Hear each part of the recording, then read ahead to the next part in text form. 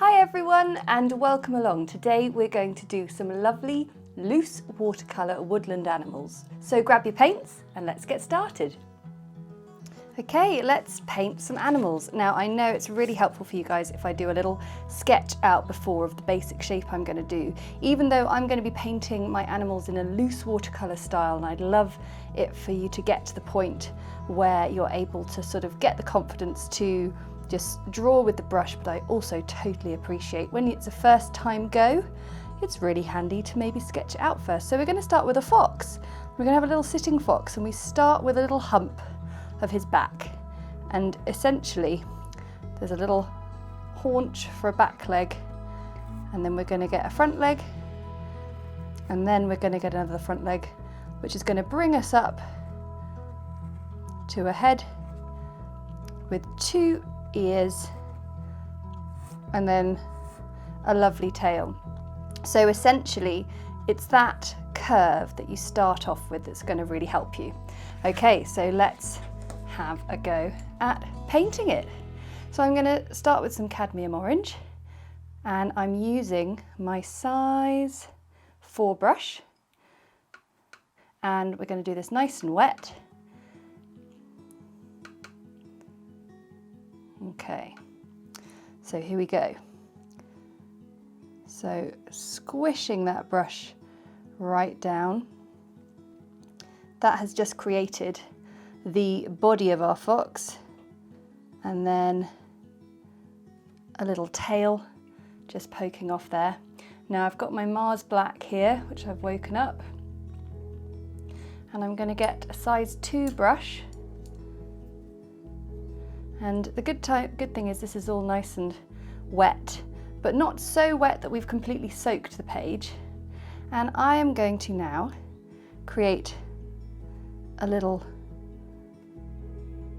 sort of little back leg foot and a front leg. So I've made sure that my black has blended into my orange. Bring my orange down a little bit further. Just get a little bit of a fluffy front, and then now I'm going to bring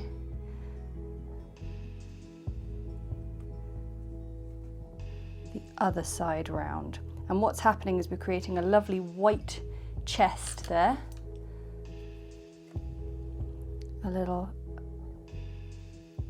black paw coming in there too, really nice, and we can get another little black foot for underneath there with the other foot at the back, and then coming up over the top, a little nose. How cute is that? And then we'll do some ears. Now I think the ears are often things that people fall foul of.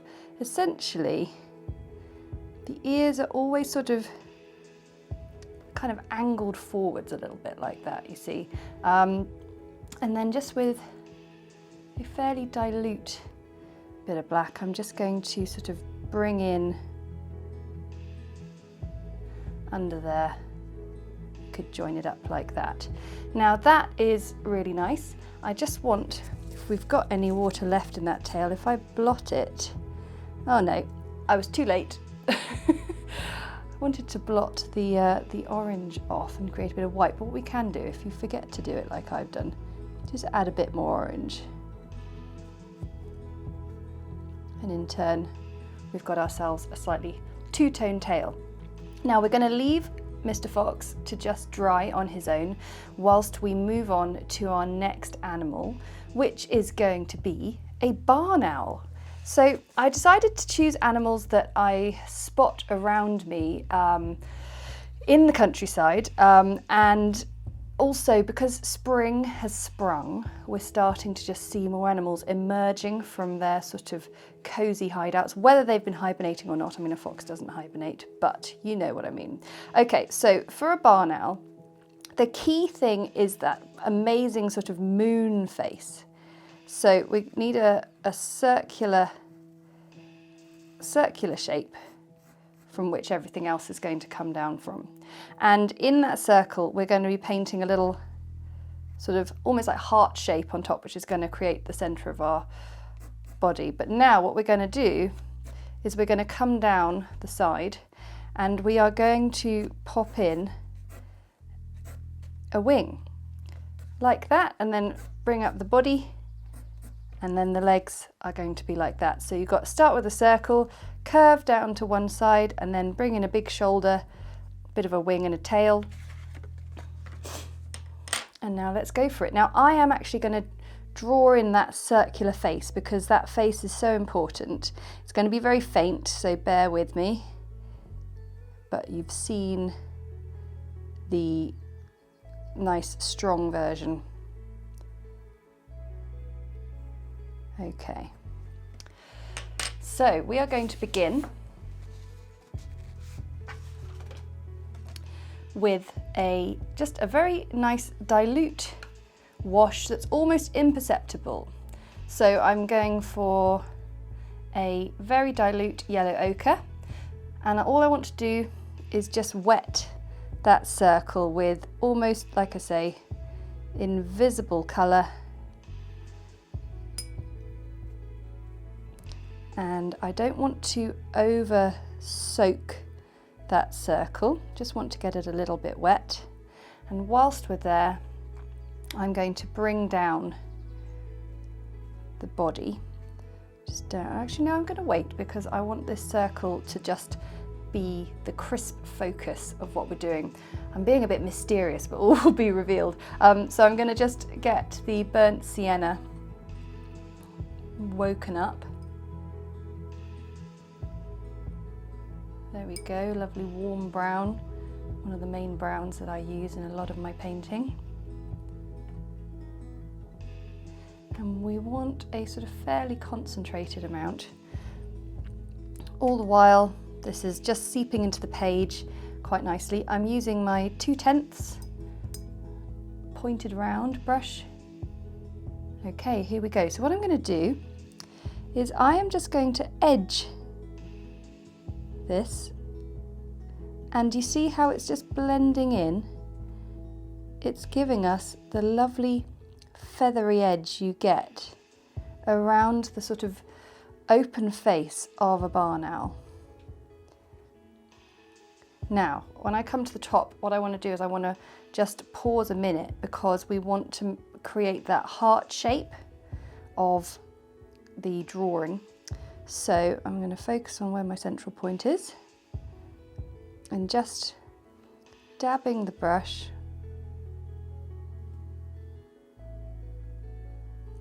That is giving me my open face of my barn owl. Now the other thing is it's got this incredible piercing massive eyes and beak, and I'm just going to create the beak by following that sort of central line down the middle.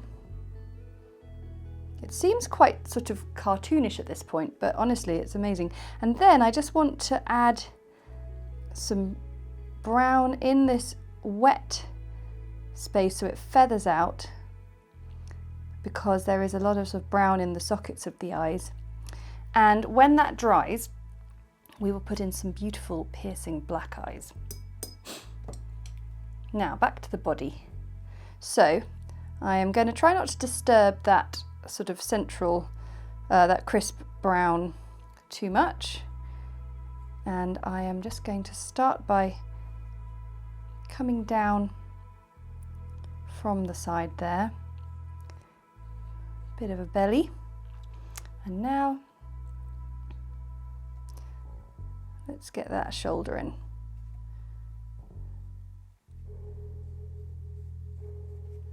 So I'm just sweeping the brush down, just curving it round using burnt sienna and a combination of the more concentrated yellow ochre. And I'm now just using some little brush strokes there and a little bit of unpainted space to create more of the wing,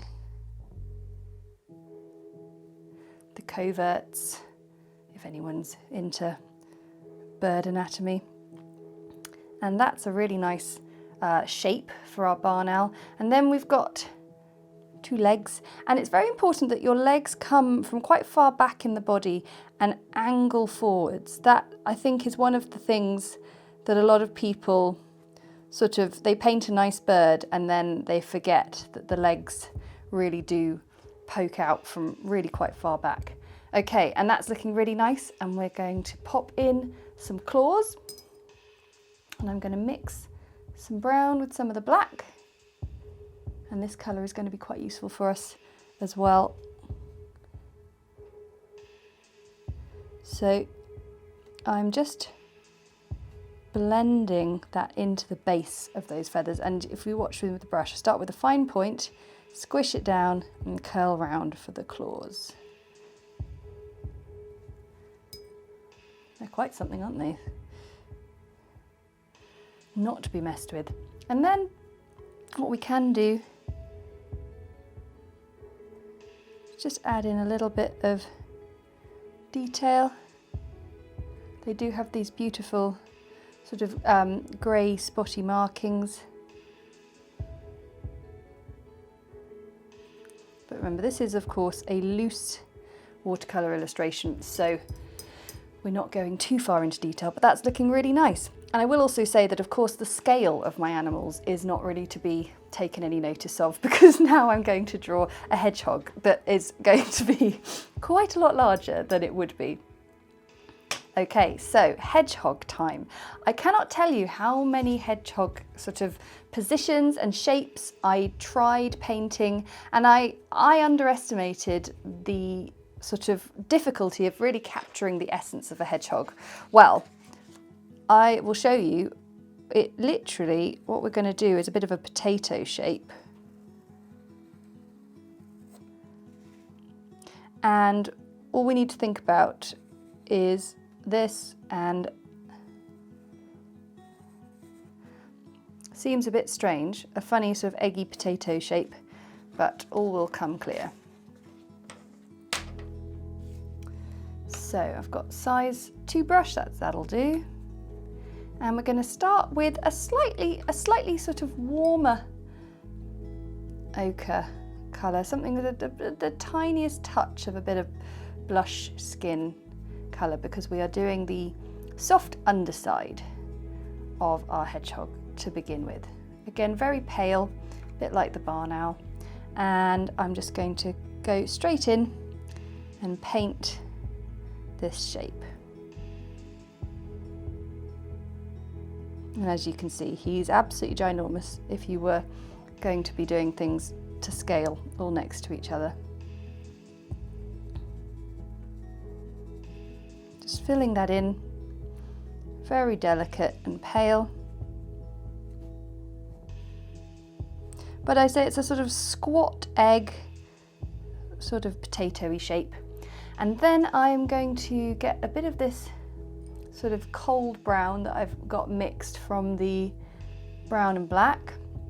I don't want too much. This is also slightly wet, so we must remember that. I'm just going to start from the bottom, and I am going to paint in a sort of crescent moon across the bottom.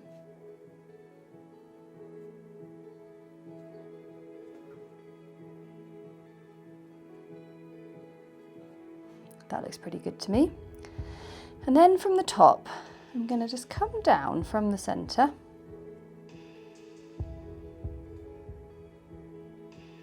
And I'm going to stop there. Now, this little darker area that we've painted is where the prickles, the little spikes of the hedgehog spiky coat are going to go. And we're going to build up the colour. So I'm going to just pick up a bit more of a concentrated version of that blacky brown. Got some of that brown there as well. And to begin with, what I want to do is almost nothing on the brush. I just want to sort of paint a very delicate spiky, but you see the spikes are following the angle of the outside, at least on this bottom half. So that's how we begin. And then up the top, the spikes are going to be coming sort of from this central point. So they're poking out at the top, but then they're also going to sort of start angling their way around the edge. But what I want to do first is just put in 2 little ears, and then we can angle our spikes around the edges.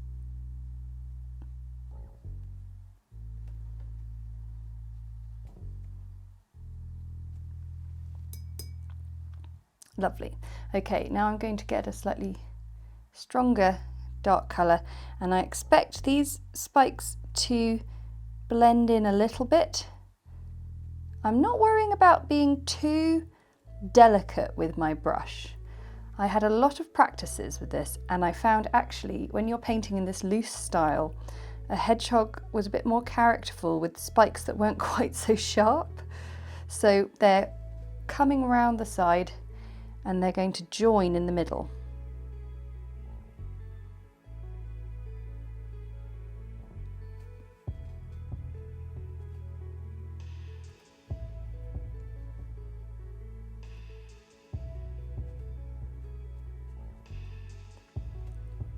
For those of you who are on Instagram, you might enjoy following me there, because yesterday I was sharing my sort of trial and error progress with having a go at the best way of how to paint these animals, and I think quite a few people said it gave them hope, because to see me painting numerous failures was quite nice to see, because it honestly is not the case that I come on here and just paint things first time, especially with animals. Okay, so you can see how that's sort of come together. That's looking really nice, and now we can add more spikes to the top. I do find that starting the thicker end of the spike and sort of swiping the brush away in a controlled but fairly fast way is the best way to get more of a sort of spiky point. And these are going to come down just a little bit further.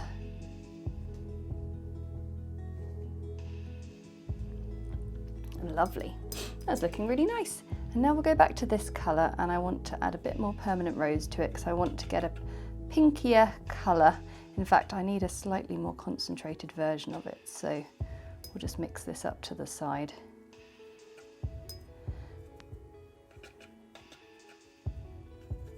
Mixing with your smallest brush is never a great idea, it takes ages, but I just always find myself doing it. Okay, that's quite a nice colour. We're going to do, so cute, some little feet.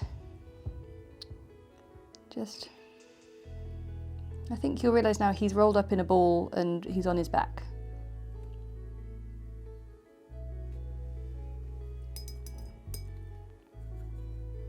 And then I am going to put in a little nose shape. Just a thin line of yellow ochre. And then what I'm going to do, make sure my brush is clean. I'm just going to blend that upwards.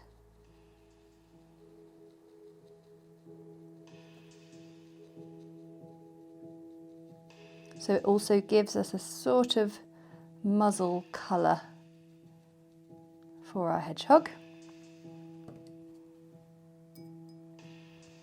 And then we are going to let that one have a little bit of a tummy,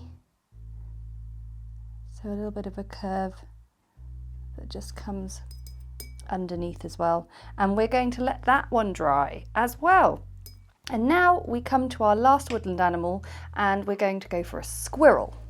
Now, the squirrel is, I don't know which one I struggled with more, the squirrel or the hedgehog. But what I discovered with the squirrel is if you draw the number 6 then you're halfway there, because then all you need to do is add some little paws, little hands, because suddenly this has made the sort of haunches and back of your squirrel. And then you can just add in your shape, and then of course a beautiful tail as well. So I just started with that number 6 and it seemed to work really well. Okie dokie, so we'll do a lovely red squirrel. So I'll mix Cadmium Orange and Cadmium Red together just to get a slightly fiery squirrel colour. And of course we'll have our burnt sienna on hand as well.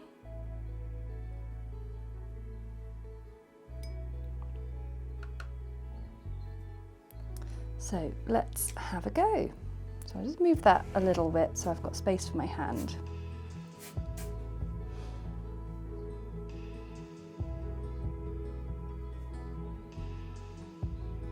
So that number 6, I'm going to fill that in. I'm going to fill that in a little bit as well.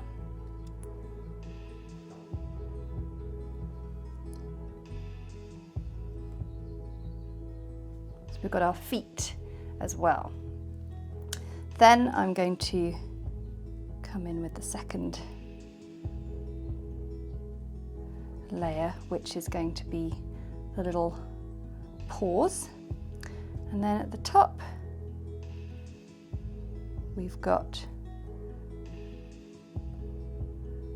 the head. And then with a smaller brush, actually, yeah, I'll go for this one.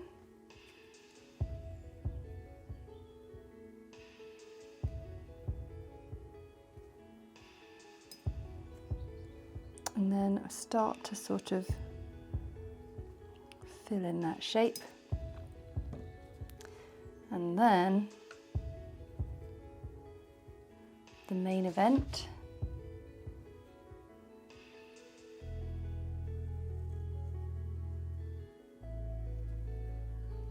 I like to start with the plume first, curling down.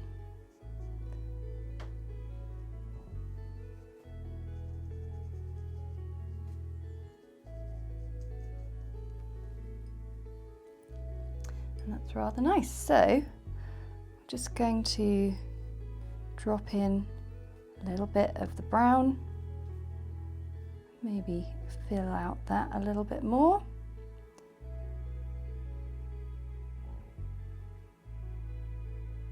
Okay, so there's our nice little squirrel shape as well.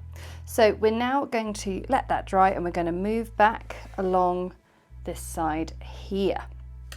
So our little fox needs some eyes and a nose.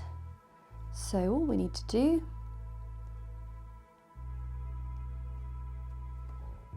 there we go, so a little dab and 2 shapes coming off. And I will give him a little bit in the ears.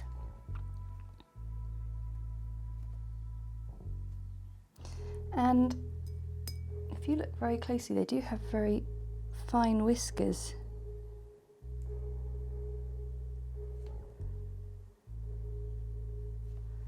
So there we go, there's our fox.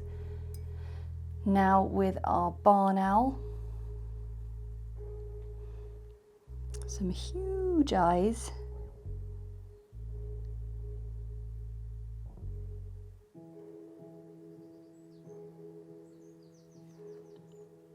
So curve over the top, then sort of a bit flatter along the bottom.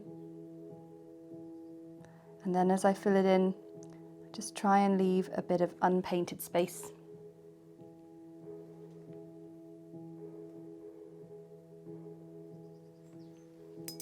And then the other thing I like to do with a very sort of dilute bit of this black is to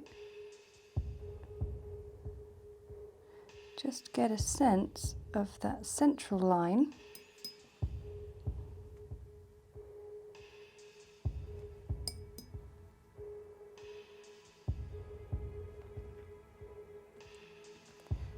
a tiny, tiny tip of darkness on the bottom of the beak, and that looks rather lovely. For our hedgehog, we need a little bit of detail on the ears first, a little bit of brown.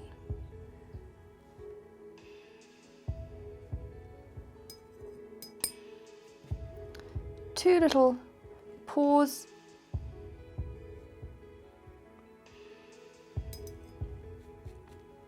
And then some eyes and a nose. So the nose, just in the bottom of that U there. And then the eyes, I like to do a little sort of arch like that. And that's rather sweet. And then what I would do for the hedgehog, just to finish him off, is just give him a few slightly darker, crisper spikes.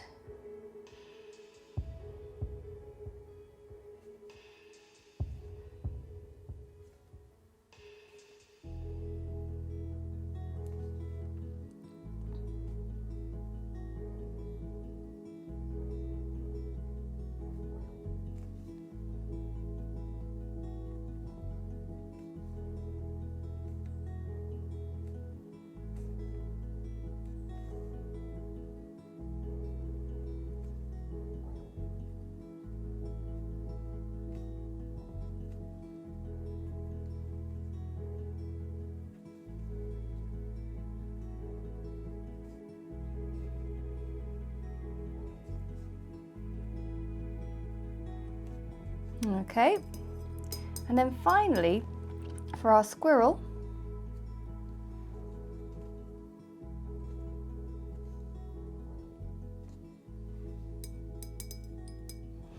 we need to give him a little, sort of the nose is more of a little kind of muzzle underneath, and then big eyes.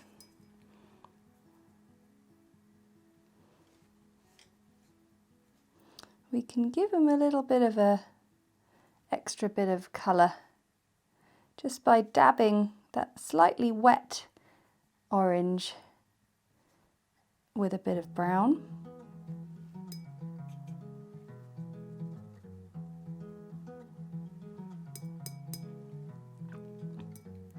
And popping a little bit of darkness in the ears.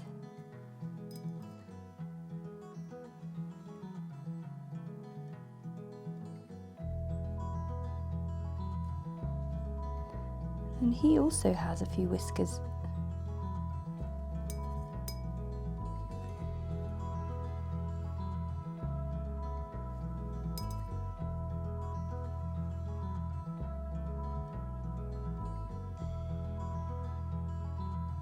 Always make sure your brush is really nice and dilute when you come to do the whiskers.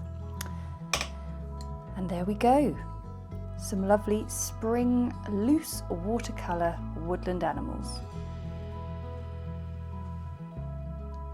Thanks so much for watching. I want to say a big thank you to my patrons for their support, because that support enables me to keep creating these videos that everyone can enjoy. And if you enjoyed it, then hit the like button and comment below to let me know how you're getting on. And of course, if you subscribe, then you will never miss another video. Okay, until next time, bye!